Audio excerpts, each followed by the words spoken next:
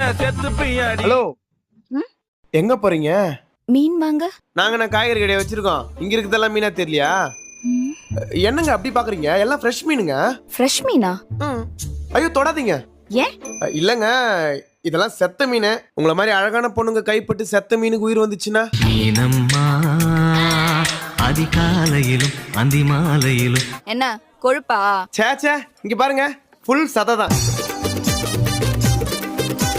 உன்னை பார்த்தா மீன் விக்கிறவ மாதிரியே தெரியலையே. ஏங்க, என்ன பார்த்து நீங்க மீனை எடை போட்டுறாதீங்க.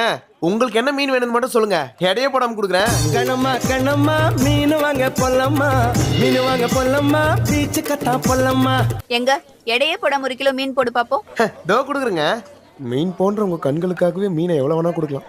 பால மீனுக்கும் விலங்கு மீனுக்கும் கல்யாணம், அந்த தென்னா குனி கூட்டம் எல்லாம் ஊர்வலம்.